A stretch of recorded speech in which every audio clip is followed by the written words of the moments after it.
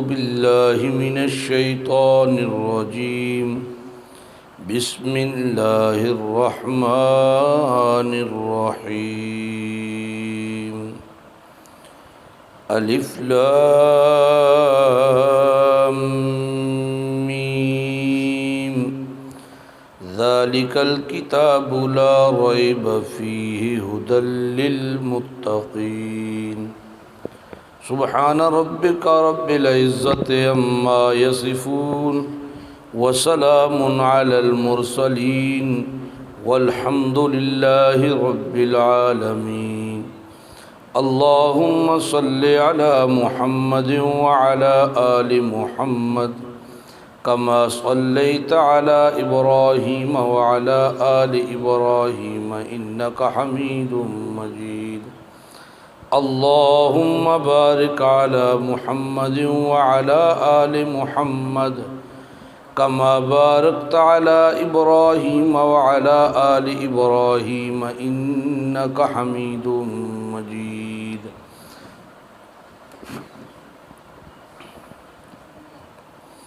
بحمد اللہ تعالی سورہ بقرہ کا ابتدا.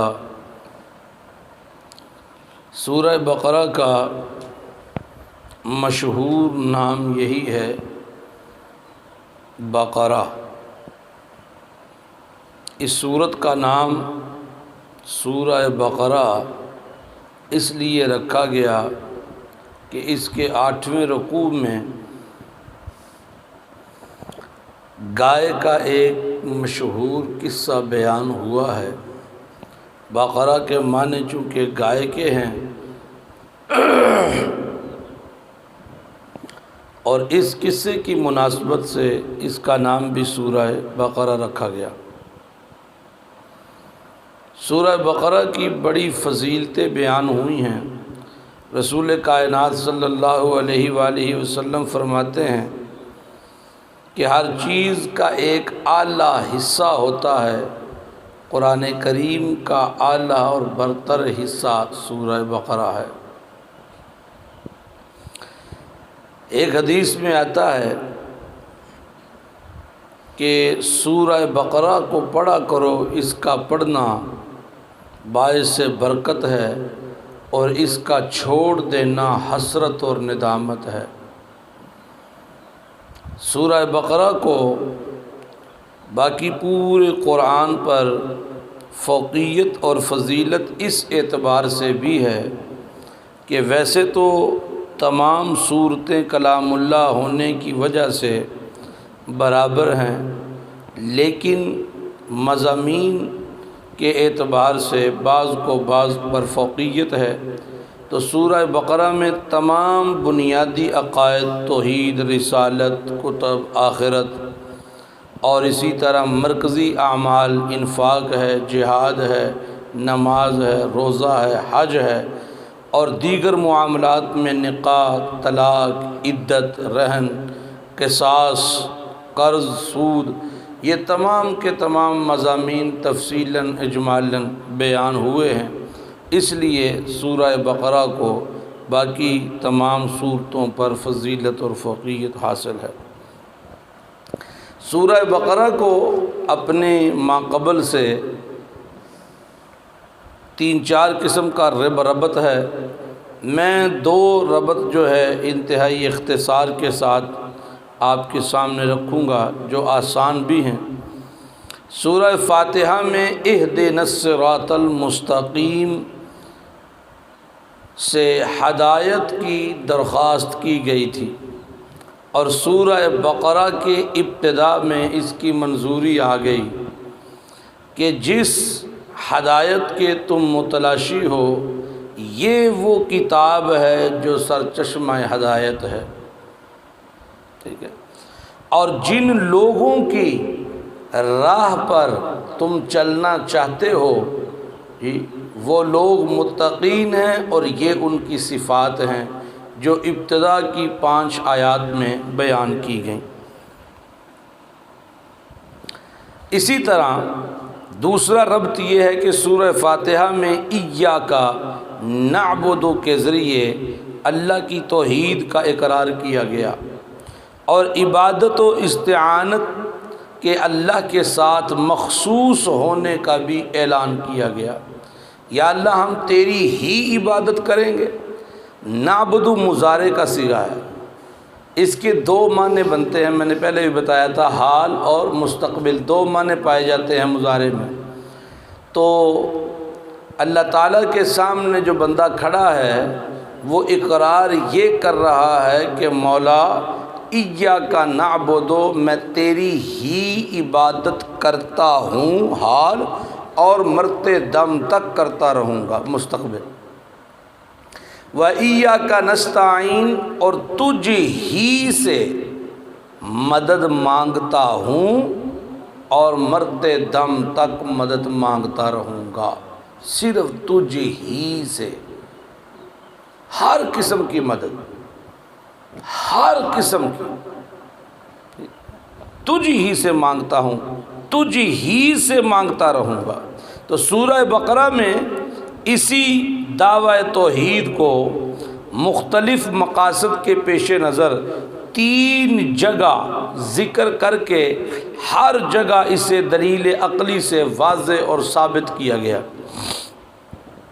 اس دعوے کو پہلے دوسرے رکوع میں یا ایھا الناس اعبدوا ربکم، جو کل ہم نے جو ہے اس پر روشنی ڈالی تھی، یہاں سے شروع کیا گیا الذی خلقکم سے رزقا لکم تک، عقلی دلیل سے اسے پیش کیا گیا۔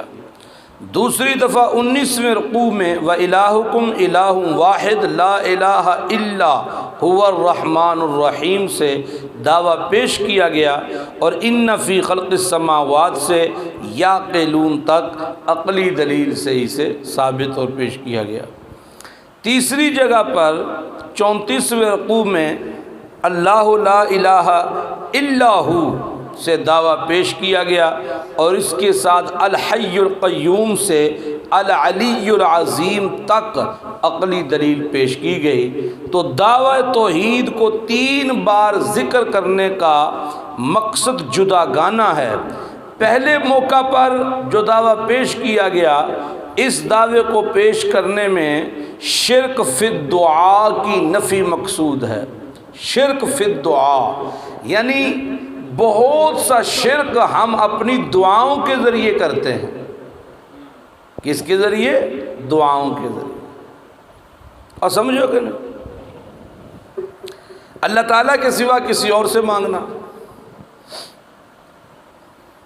ایک ہے ما تحت الاسباب مانگنا، وہ تو جائز ہے، اسباب کے ذریعے سے میرے پاس آج کوئی چیز نہیں ہے، اس کے پاس موجود ہے، سبب موجود ہے، تو میں اس سے ہیلپ مانگتا ہوں اور یہ میری مدد کرتا ہے، یہ ما تحت الاسباب ہے، ایک دوسرے کے ہم کام آتے ہیں، آنا چاہیے بھی۔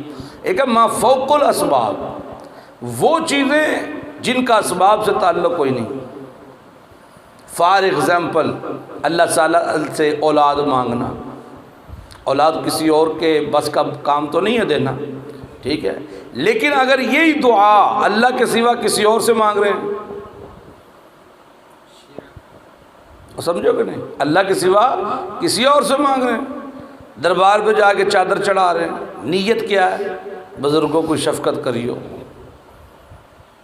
اس کی قبر کو جا کے یوں ہاتھ لگا کے یوں چوم کے یوں آنکھوں پہ لگا رہے اس کے۔ اچھا بسا اوقات آپ نے شاید نہیں نوٹ کیا، مختلف آپ درباروں پہ جائیں تو جو اندر جہاں پہ قبر ہے جس کمرے میں، اس کا دروازہ چھوٹا ہوگا تاکہ گزرنے والا سر جھکا کے گزرے، سر جھکا کے تعظیمی سجدہ کرتے ہوئے اندر داخل ہو، پھر دونوں ہاتھوں سے وہ مٹی اٹھاتے ہیں، چومتے ہیں۔ کہنے کو یہی کہتے ہیں کہ ہم تو وہاں فاتح خوانی کے لیے گئے تھے، لیکن وہاں کھڑے ہو کے دعائیہ کلمات کہتے ہیں۔ آپ نے کبھی نوٹ کیا کہ گجرات میں جو شاہدولہ کا دربار ہے، وہاں خاص طور پہ لوگ اولاد کی منت مانگتے ہیں، منظور صاحب وہاں جو بچہ پیدا ہوتا ہے نا پہلا، یہ عقائد اور نظریات میں ان کے شامل ہے، یہ نظر مانی جاتی ہے کہ شاہ دولہ سرکار ہمیں اولاد دے، جو بھی پہلا بچہ یا بچی ہوگی اسے ہم نظر کے طور پر دربار پہ چڑھاوا دیں گے۔ وہ بچہ بالکل نارمل پیدا ہوتا ہے، دیتا تو اللہ کی ذات ہے نا، پیدا ہوتا ہے تو اس بچے کو وہاں پہ جمع کرواتے ہیں، پھر اس بچے کو 1 سال تک وہ پالتے ہیں، 1 سال کے بعد اس کے سر پر کڑا پہناتے ہیں، اور وہ کڑا 2 سے 3 سال تک اس بچے کے سر پہ ہوتا ہے، ٹھیک ہے، جس سے باقی جسم کی گروتھ ہوتی ہے، دماغ کی گروتھ نہیں ہوتی، ٹھیک ہے۔ اب وہ نارمل ہو جاتا ہے، دماغ چھوٹا رہ جاتا ہے، اسے آپ کیا کہتے ہو؟ شہدولہ کی چوئی ہے۔ وہ بچے صحیح پیدا ہوتے ہیں، ٹھیک ہے، انہیں اب نارمل کیا جاتا ہے۔ یہ تھوڑا ظلم ہے، یہ تھوڑا ظلم ہے کہ بچہ پیدا ہوا آپ نے وہاں پہ جمع کروا دی، اور پھر وہ بچے جو وہاں پہ شہدولہ کے روپ میں تیار ہوتے ہیں، جب وہ 5-7 سال کی عمر سے اوپر ہوتے ہیں پھر ان کے ٹھیکے ہوتے ہیں، انہیں لوگ اپنے ساتھ، جو مانگنے والے اپنے ساتھ لے کے جاتے ہیں، وہ ٹھیکہ دیتے ہیں سال کا، اس سے ریونیو اکٹھا ہوتا ہے، پیسہ اکٹھا ہوتا ہے۔ انا للہ و انا الیہ راجعون۔ تو پہلے دعوے میں شرک فی الدعاء کی نفی ہے کہ آپ اللہ کے سوا کسی سے مانگ نہیں سکتے، کچھ بھی ہو جائے۔ بیمار ہیں، بہت سارے الفاظ جو محم شرک ہیں ہماری زبان سے نکلتے ہیں، یارو ڈاکٹر کو گئے ہیں بھائی دیہات شفا ہے، بڑی شفا ہے دیہات، تو یہ جملہ جو ہے یہ محم شرک نہیں۔ ابراہیم علیہ السلام کہتے ہیں جب میں بیمار ہوتا ہوں تو فہو یشفین، وہ اللہ مجھے شفا دیتا ہے، اور ہم نے وہی صفات جو اللہ تعالیٰ کی خاص ہیں وہ ہم نے دوسروں میں بانٹنا شروع کر دیا۔ تو اسی طرح وغیرہ وغیرہ بہت سی چیزوں میں، مال کے بچاؤ میں، کاروبار کے نفع میں، ٹھیک ہے، ہم دعائیں مانگتے ہیں، تو وہ دعائیں جو اللہ کے سوا غیر اللہ سے مانگی جائیں اسے شرک فی الدعاء کہتے ہیں، اس کی نفی مقصود یعنی اللہ کے سوا غائبانہ طور پہ سور و پکار کے لائق کوئی نہیں۔ دوسرے مقام پر جو دعویٰ پیش کیا گیا، اس میں نظر و نیاز اور منت منوتی میں شرک کی نفی مقصود ہے۔ یہی جو میں نے اس کی ایک اگزامپل آپ کے سامنے پیش کی ہے، جو نظر مانی جاتی ہے، منت مانی جاتی ہے، اگر میرا یہ کام ہوا تو میں 2 دیگیں زردہ چاولوں کی فلاں دربار پہ چڑھاؤں گا، ٹھیک ہے، اگر میرا یہ کام ہوا تو میں شیخ عبد القادر جیلانی کے نام پر اتنا دودھ بانٹوں گا، ان کے نام پر یہ جانور ذبح کروں گا۔ آپ نے کئی مرتبہ اپنے موڑ پہ دیکھا ہوگا 2-3 گائیں وہاں پھر رہی ہوتی ہیں، ان کے گلے میں مختلف ٹاکیاں باندھی ہوتی ہیں، اور ان کے بارے میں آپ ادھر سے کسی سے بھی پوچھیں تو وہ کہیں گے یہ بابے دیاں گاواں۔ پوچھے کبھی؟ میں پوچھے، میرا موضوع یہ رہتا ہے نا، تو میں ایسی چیزیں دیکھتا سنتا رہتا ہوں۔ میں نے پوچھا یہ گائیں کس کی ہیں جس کے گلوں میں یہ ٹاکیاں ڈالی ہوئی ہیں؟ وہ کہتے ہیں بابے دیاں گاواں۔ تو یہ وہ جانور ہیں جنہیں نظر کے طور پر دے دیا جاتا ہے۔ قرآن کریم اس کا ذکر کرے گا انشاءاللہ، اگر آپ میں استقامت رہی تو ہم چلتے رہے تو آپ دیکھیں گے کہ اللہ فرمائیں گے کہ کیسے ان کے فیصلے اور کتنے برے ان کے فیصلے ہیں کہ ایک جانور اللہ کے نام پہ مختص کرتے ہیں اور ایک جانور غیر اللہ کے نام پہ مختص کرتے ہیں، اور کہتے ہیں اگر اللہ کے نام کا جانور ماڑا ہے نا، دبلا ہے، اور غیر اللہ کے نام کا جانور تگڑا ہے تو اسے ہم تبدیل نہیں کر سکتے، اور اگر غیر اللہ کے نام کا جانور کمزور ہے اور اللہ کے نام والا جانور تگڑا ہے تو اسے چینج کیا جا سکتا ہے۔ اللہ نو ماڑی شے دیتی جا سکتی ہے، غیر اللہ تگڑی شے، لیکن غیر اللہ دی تگڑی شے اللہ لے پاسے نہیں آ سکتی۔ اللہ کہتا ہے ساء ما یحکمون، کتنے برے فیصلے ہیں تمہارے، سمجھو کہ نہیں؟ اور تیسرا دعویٰ جو ہے اسے پیش کرنے میں شفاعت قہری، اس کا رد ہے۔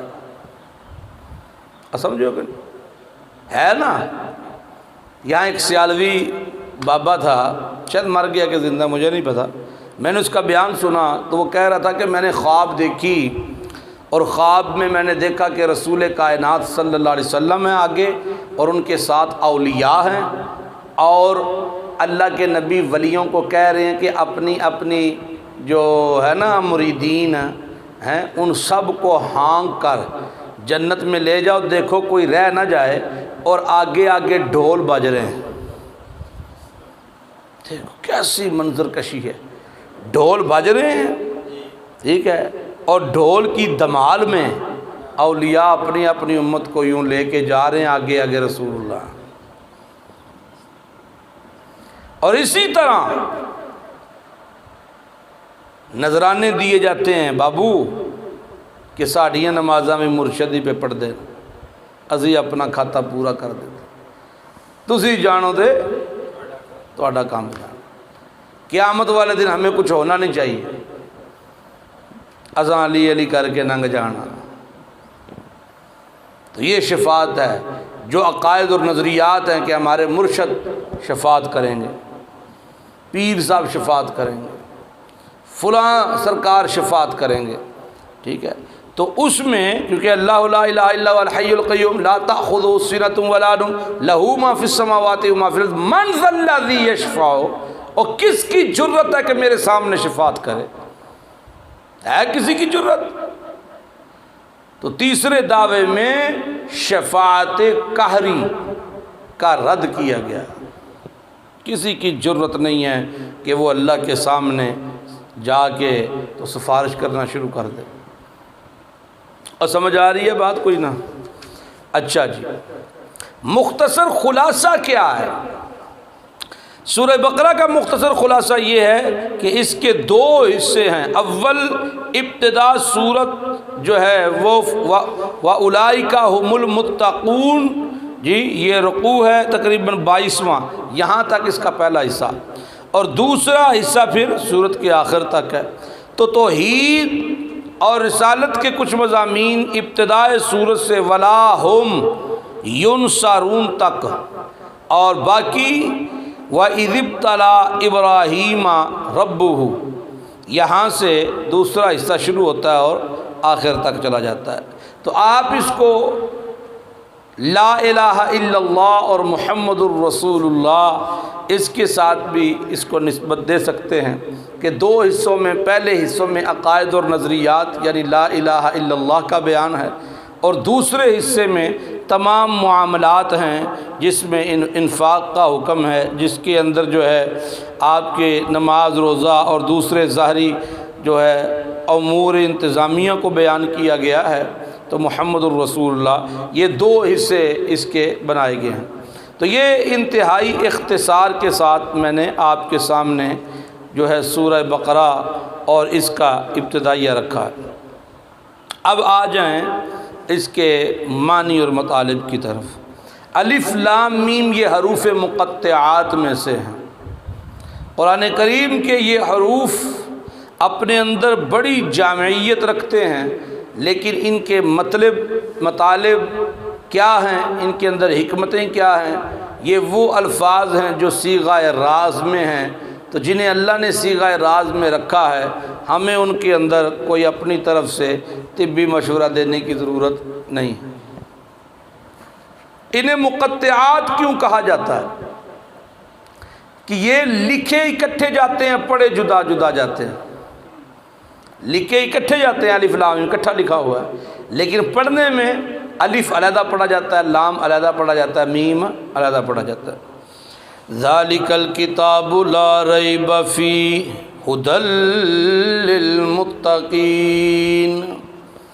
ذالک الکتاب یہ وہ کتاب ہے لا ریب فیہ جس میں کوئی شک نہیں ہے، ھدی للمتقین راہ دکھاتی ہے متقین کو۔ اس آیت میں 2-3 جگہ پر میں نے آپ لوگوں کو کچھ چیزیں بتانی ہیں، سمجھانی ہیں۔ ذالک الکتاب، اس کا معنی عموماً تو کیا جاتا ہے یہ کتاب ہے جس میں کوئی شک نہیں۔ سوال یہ ہے کہ یہاں ذالک اس میں اشارہ کیوں آیا ہے؟ حالانکہ قریب کے لیے اس میں اشارہ حاذا آتا ہے، یہ کتاب تو پھر حاذل کتاب ہونا چاہیے تھا۔ ذالک اس میں اشارہ تو دور کے لیے ہوتا ہے، نہیں سمجھ آئی میری بات؟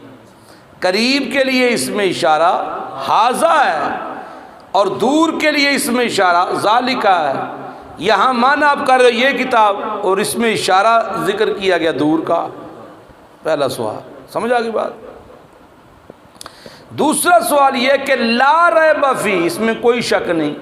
کس چیز کا شک نہیں؟ کتاب تو ابھی پڑھی نہیں۔ یا تو کتاب پڑھ لیتے اور اینڈ پہ جا کے آتا کہ بھائی اس میں شک کوئی نہیں جو تم پڑھ کے آئے ہو، ابھی پڑھنا شروع ہی نہیں کیا تو ابتدا میں کہہ دیا اس میں شک کوئی نہیں۔ کس بات کا شک نہیں؟ کیسا شک نہیں؟ سمجھ آ گئی بات؟ تیسری بات، ہدی للمتقین، راہ دکھاتی ہے متقین کو، ٹھیک ہے؟ تو یہاں سوال یہ ہے کہ آپ کہتے ہیں ایک طرف کہ یہ قرآن ساری انسانیت کے لیے ہے، قیامت تک کے لیے ہے، اور یہاں ابتدا میں تو اللہ کہہ رہا ہے یہ متقین کو راہ دکھاتی ہے۔ یہ تو پھر متقین کے لیے ہو گئی خاص، باقی لوگوں کے لیے تو نہیں ہے۔ سمجھ آ گئی بات؟ اب اس کے جواب دیکھ لو۔ ذالک اس میں اشارہ جو بعید کا یہاں لایا گیا ہے وہ کتاب کی عظمت کو بیان کرنے کے لیے لایا گیا ہے، ٹھیک ہے؟ ذالک الکتاب، یہ وہ عظمتوں والی کتاب ہے، وہ عظمتوں والی۔ اور سمجھو گے بڑا ذہین ہے بندہ، بہت ذہین، بہت لگاتے زور کے نہیں۔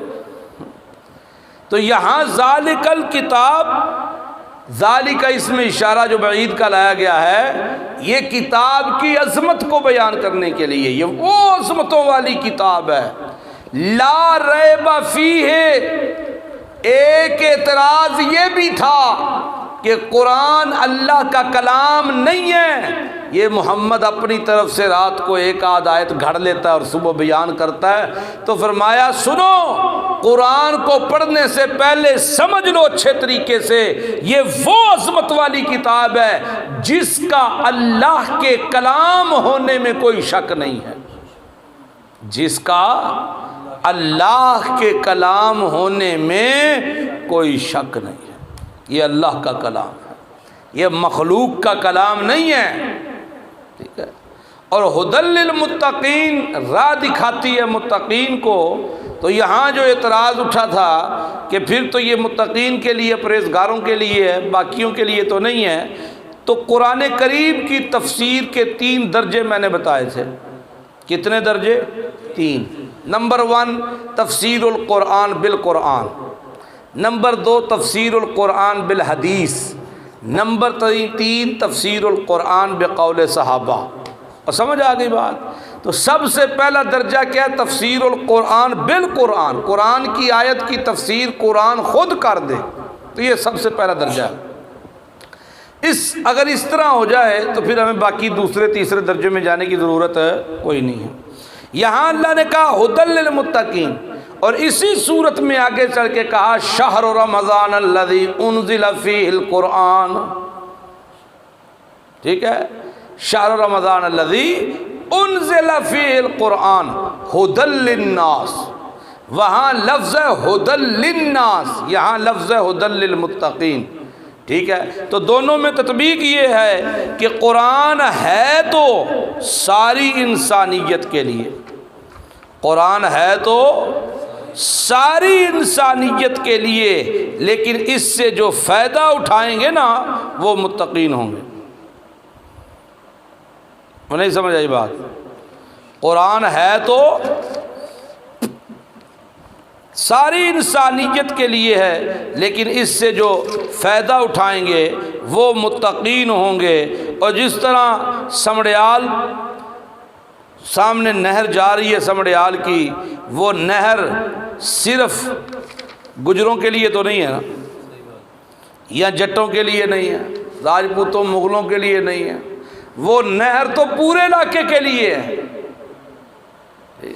لیکن سیراب وہی ہوگا جو وہاں جائے گا، جہاں کے پانی پیے گا، اس پانی سے نہائے گا، اس سے اپنے آپ کو دھوئے گا، غسل کرے گا، اس سے فائدہ اٹھائے گا، وہی اس سے فائدہ اٹھا سکتا ہے جو وہاں جائے گا۔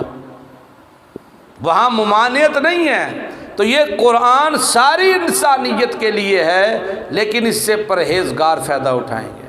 جو لوگ فائدہ اٹھائیں گے وہ پرہیزگار ہوں۔ اب بات سمجھ آئیے؟ تو میں بھی آپ کے دلوں میں یہ ہو کہ آج کوئی چاس نہیں آئی، کوئی طرز تو لگتی کوئی نہیں ہوتا نا یہ بھی، لیکن بڑی قیمتی باتیں تھیں جو دیکھیں اگر یہ چیزیں ابتدائی سمجھ میں آ جائیں تو پھر آدمی کو لطف بھی آتا ہے، ٹھیک ہے۔ آپ یہی اگر کوئی اعتراض بھی کرتا ہے تو آپ کو پتہ ہوگا کہ یہاں ذالک اس میں اشارہ بعید کا کیوں ہے، کتاب کی عظمت کو بیان کرنے کے لیے۔ ہمارے ایک استاد تھے، کہتے ہیں کہ پنج پیر میں مولانا طاہر صاحب ہوا کرتے تھے، مولانا طیب صاحب کے والد محترم، شیخ القرآن مولانا طاہر صاحب پنج پیری۔ تو وہاں مشہور تھا کہ وہاں کے جو کمار ہیں نا، وہ جو سادے ہیں، کھوتوں پہ اینٹیں لے کے جاتے ہیں، یہ کام کرتے ہیں، مزدور ہیں، ٹریکٹر چلاتے ہیں، ریڑیاں چلاتے ہیں، ان کو بھی قرآن کی تفسیر آتی ہے۔ اتنی محنت تھی مولانا طاہر، شیخ القرآن مولانا طاہر رحمہ اللہ کی۔ استاد کہتے ہیں کہ ہم جب وہاں گئے تو باتیں تو سن